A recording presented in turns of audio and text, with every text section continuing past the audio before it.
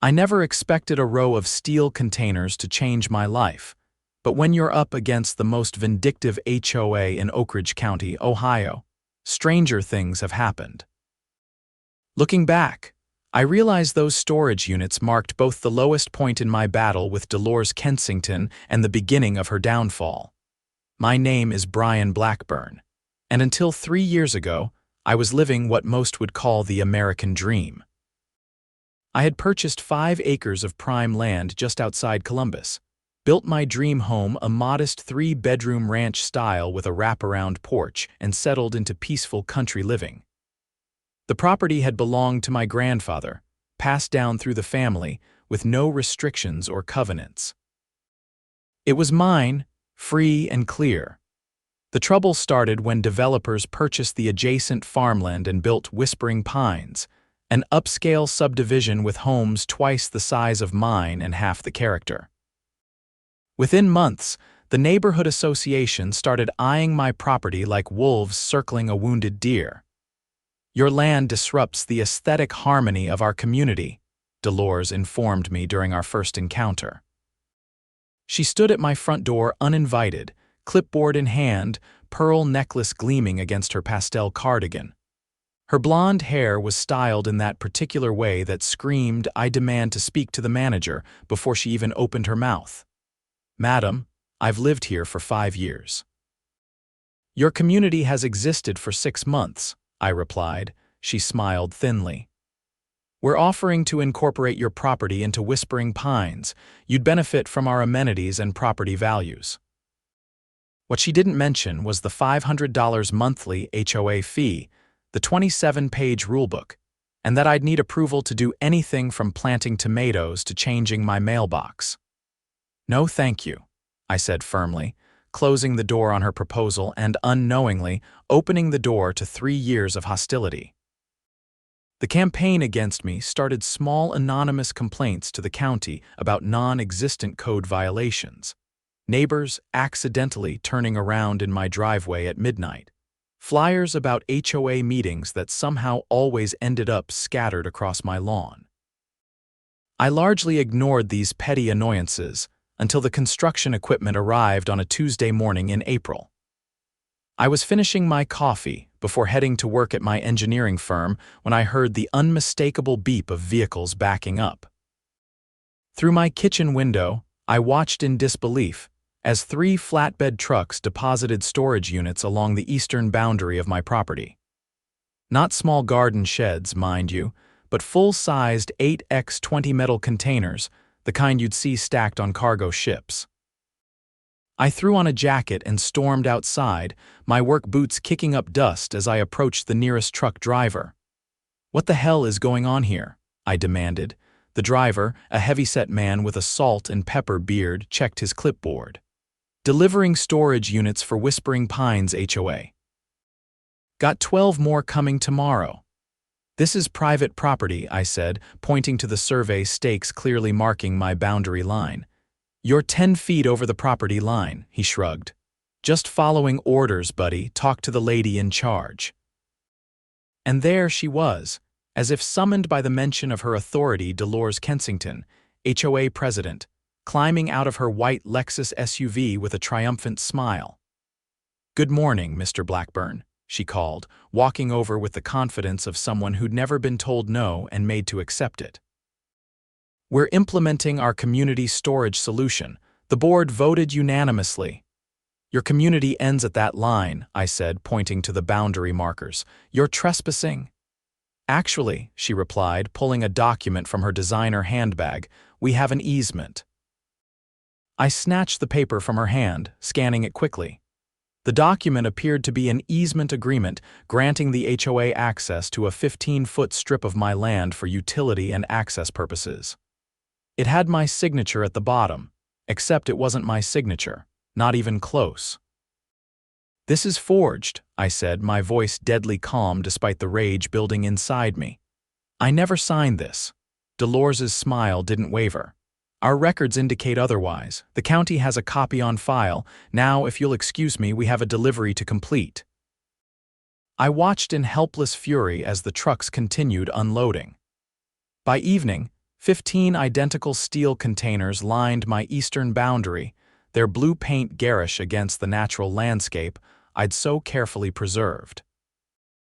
My first call was to my attorney, Zachary Harmon, a college friend who specialized in property law.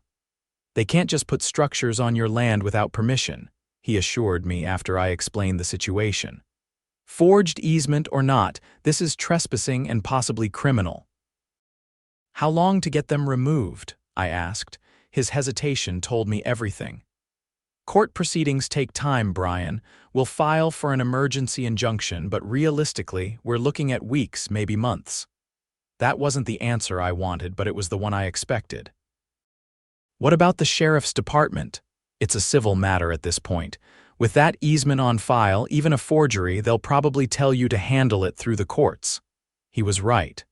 When Deputy Collins arrived the next morning, he sympathized with my situation but couldn't do much. "Document looks official enough that my hands are tied," he said, handing the easement back to me. "Property disputes aren't criminal matters unless there's evidence of fraud." "The signature is forged," I insisted. "Then you'll need to prove that in court," he replied. "Until a judge says otherwise, that paper gives them the right to be there." After he left, I stood staring at the row of containers, which were now being fitted with padlocks by a maintenance crew in Whispering Pines polos. Delores supervised from the shade of a portable canopy, occasionally glancing my way with undisguised satisfaction. That's when an idea began to form, not a solution, exactly, but a way to buy time while also giving Delores a taste of her own medicine. If they wanted to use my land for storage, fine. I'd let them store to their heart's content, and when the time was right, I'd spring the trap. The next day, I approached Delores with uncharacteristic pleasantness. "I've been thinking about your storage solution," I said. She regarded me suspiciously. "And, while my attorney reviews the situation, I'm willing to be reasonable. You can use the units temporarily, provided your residents understand it's at their own risk." Her perfectly shaped eyebrows rose slightly. "That's unexpectedly cooperative of you, Mr. Blackburn." I shrugged. "No sense fighting the inevitable. Just make sure everyone knows these aren't climate-controlled units.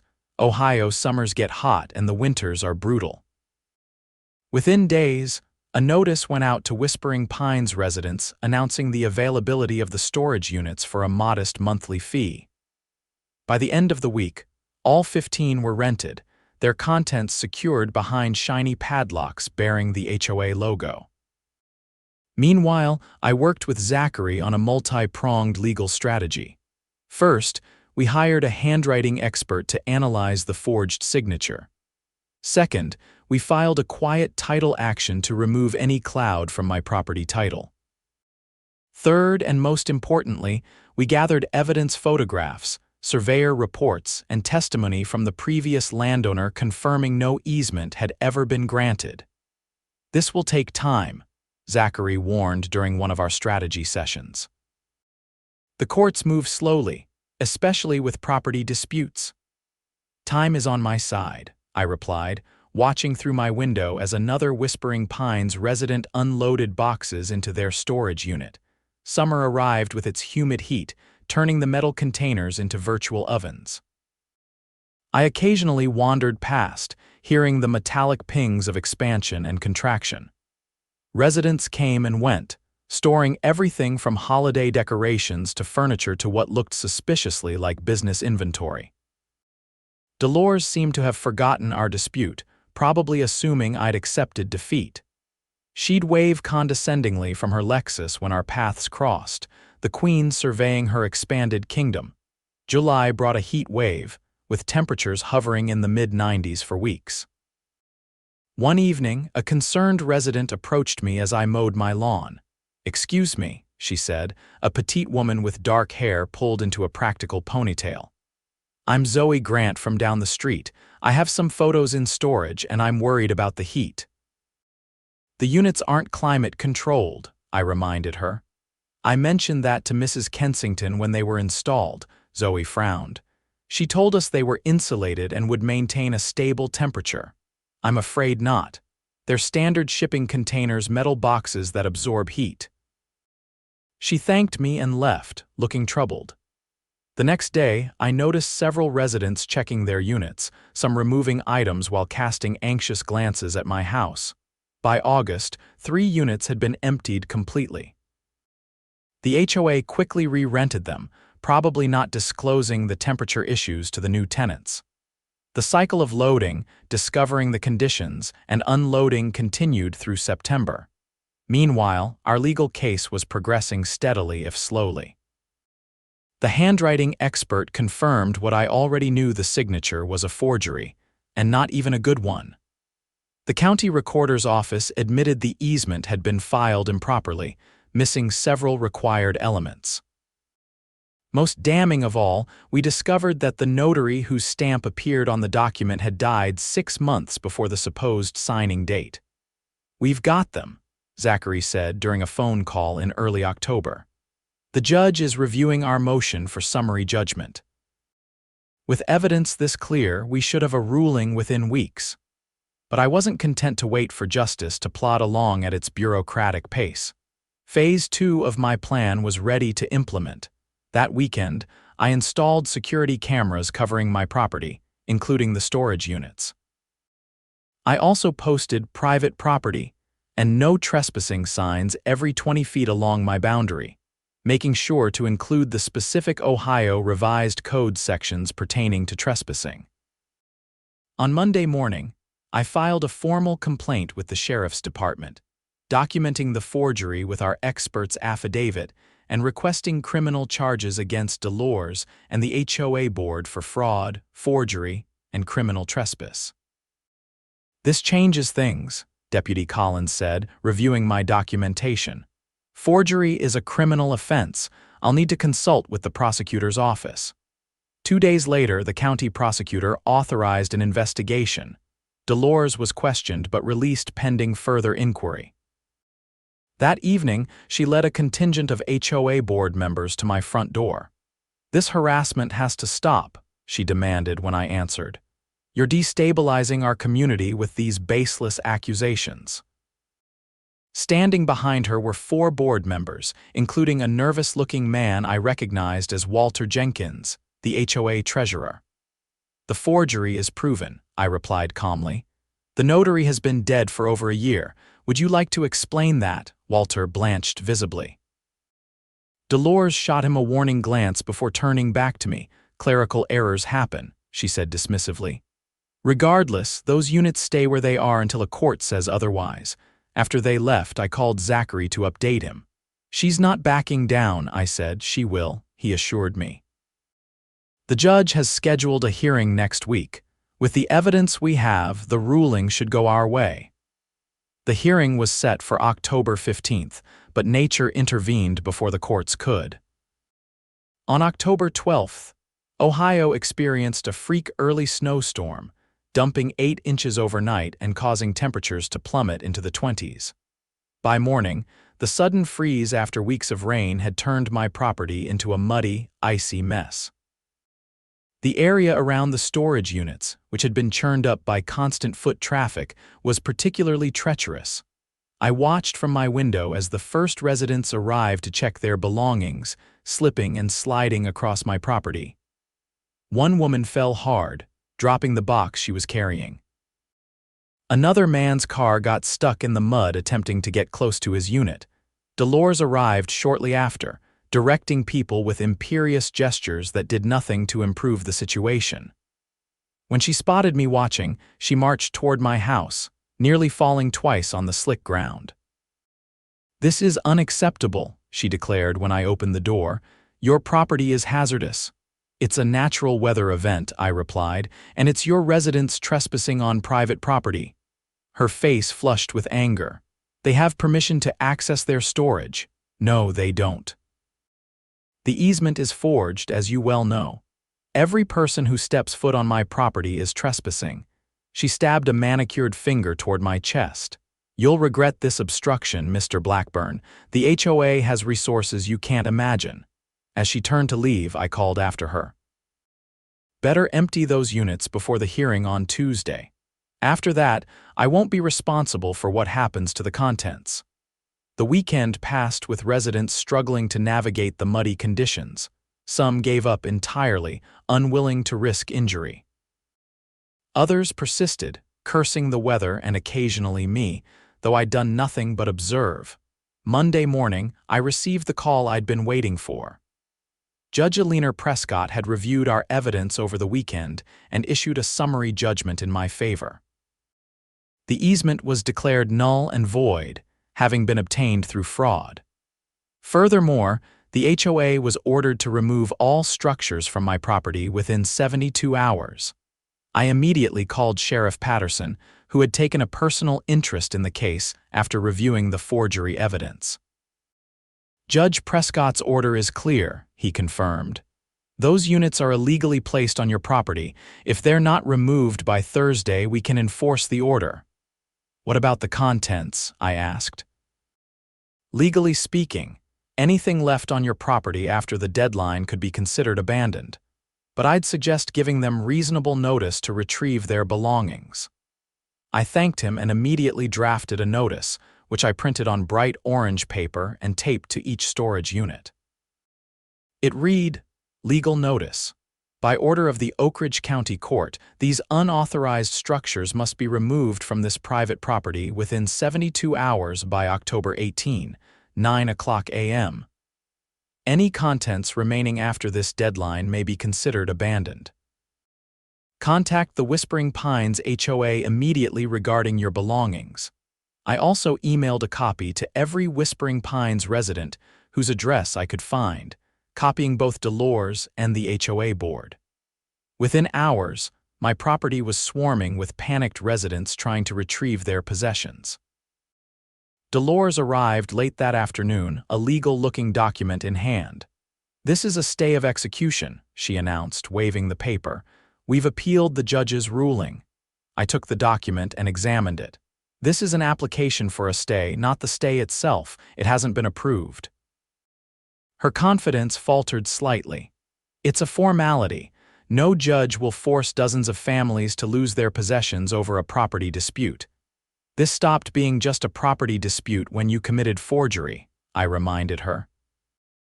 "The sheriff is ready to enforce the court order on Thursday morning." For the first time, I saw real fear in Dolores's eyes. "You can't do this. There are irreplaceable items in those units.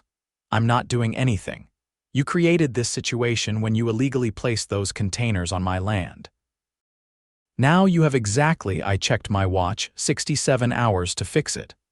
Word spread quickly through Whispering Pines. That evening, cars lined the road as residents rushed to empty their units. The HOA hired additional lighting to allow access through the night. The muddy conditions made the process slow and difficult, but desperation proved a powerful motivator. By Wednesday morning, about half the units had been emptied. The others remained locked, their contents unclaimed. I received numerous calls and texts from residents I'd never met, alternately begging for more time and threatening legal action. Zachary advised me to stand firm. "The court order is clear, and you've provided reasonable notice. Don't let them manipulate you into extending the deadline." Wednesday afternoon, Sheriff Patterson called to confirm the enforcement scheduled for the following morning. "We'll have deputies and tow trucks on site at 9 a.m. sharp," he said. "Just to be clear, this is about removing the structures, not seizing the contents." "I understand," I replied. "But what about contents that haven't been claimed?" "That's a gray area," he admitted. "Legally, they had notice and opportunity. At this point, it becomes abandoned property on your land." As sunset approached, the activity around the storage units reached a frenzied pitch. More units were emptied, their doors left hanging open. Delores supervised the chaos, her normally perfect appearance disheveled, her voice hoarse from shouting directions. Around 8 p.m., Walter Jenkins approached my house alone. His hands trembled as he rang the doorbell. "Mr. Blackburn," he said when I answered, "could I speak with you privately?" I invited him in, curious about this unexpected visit. Walter perched nervously on the edge of my couch, declining my offer of coffee. "I need to confess something," he began, his voice barely above a whisper.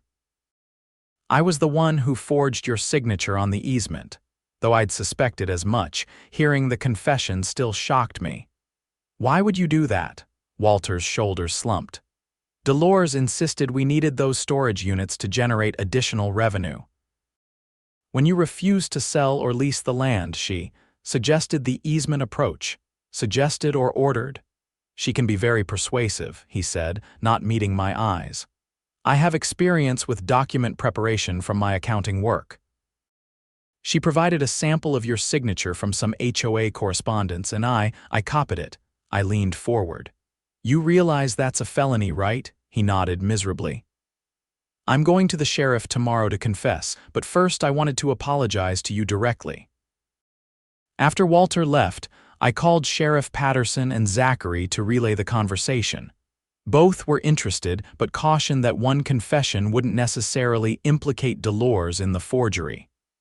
"It's a start, though," Zachary said. "If he's willing to testify against her, we could see criminal charges." I slept poorly that night, waking repeatedly to check my security cameras. The activity around the storage units continued through the darkness, headlights illuminating desperate figures loading vehicles until the early morning hours. By dawn, only 3 units remained filled and locked. The others stood empty, doors ajar, evidence of hasty evacuation littering the ground around them, discarded packaging, broken items deemed not worth saving, a child's bicycle with a flat tire. At 8:30 a.m., the first sheriff's vehicles arrived, followed by 3 commercial tow trucks equipped with hydraulic lifts. Sheriff Patterson himself supervised, his tall figure commanding respect as he coordinated with the tow operators. "Where's the HOA contingent?" he asked me as we surveyed the scene. "Not here yet," I replied, "but I expect they'll arrive for the finale." As if on cue, a convoy of vehicles turned onto my road, led by Dolores's white Lexus. Behind her came several board members in separate cars, followed by a news van from the local TV station. Delores marched directly to Sheriff Patterson, waving yet another document. "We have a temporary restraining order preventing this action," she declared. The sheriff examined the paper carefully before handing it back. "This is dated yesterday afternoon, but it wasn't properly served, and Judge Prescott overruled it last night." He pulled out his phone and showed her an email. "The removal proceeds as scheduled." For a moment, Delores seemed to deflate, her carefully constructed authority crumbling.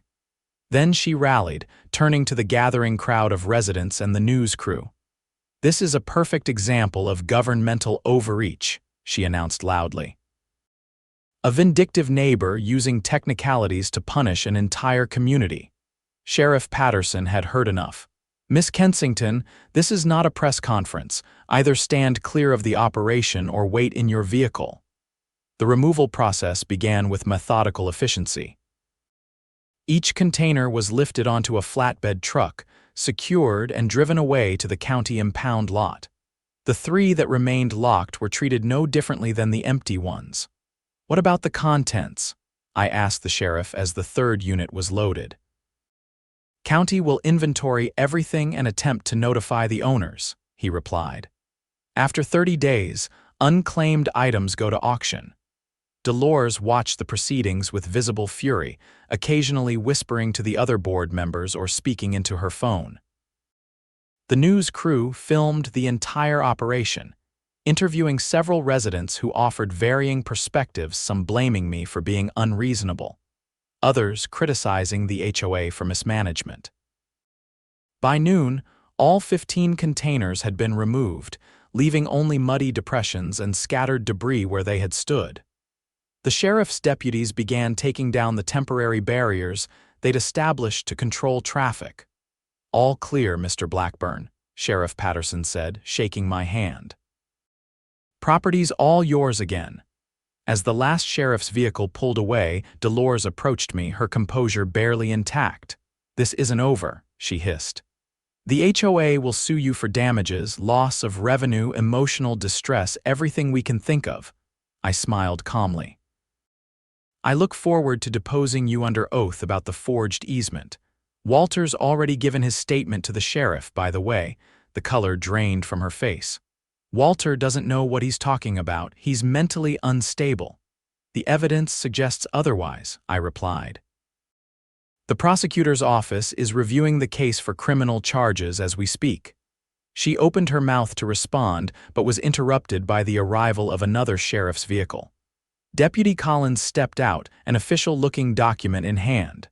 "Delores Kensington?" he called, approaching us. "Yes," she replied, her voice suddenly uncertain. "I have a warrant for your arrest on charges of forgery, fraud, and criminal trespass." He read her rights as the remaining residents watched in shocked silence. As Delores was escorted to the patrol car, her perfectly manicured hands now cuffed behind her back, I felt no triumph, only relief that justice had finally arrived. The aftermath unfolded gradually over the following months. Delores resigned from the HOA board while fighting the criminal charges. Walter received probation in exchange for his testimony. The remaining board members were replaced in a special election, with Zoe Grant emerging as the new president on a platform of transparency and neighborly cooperation. The 3 storage units that had been seized were eventually claimed by their owners, though much of the contents had been damaged by moisture and temperature fluctuations. The HOA's insurance covered some losses, but their premiums skyrocketed. As for me, I hired a landscaper to restore the damaged portion of my property, planting a row of native Ohio trees along the boundary line, a living barrier far more beautiful than steel containers. 6 months after the removal, Zoe invited me to a Whispering Pines community meeting. Initially reluctant, I decided to attend out of curiosity. "We owe you an apology," she said when I arrived, speaking to the assembled residents. "Our previous leadership acted illegally and unethically. We're committed to being better neighbors." The meeting concluded with the unveiling of a new HOA charter, which explicitly prohibited expanding beyond the subdivision boundaries and required transparent financial reporting. They also established a community mediation process for resolving disputes before they escalated. As I walked home that evening, I reflected on how differently things might have gone had Delores simply approached me respectfully from the beginning.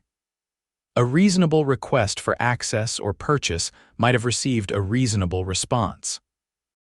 Instead, her decision to take what wasn't hers led to her downfall.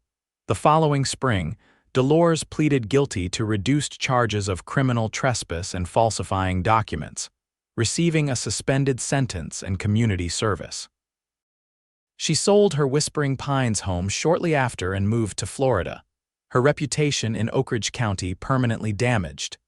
Meanwhile, relations between my property and Whispering Pines gradually improved.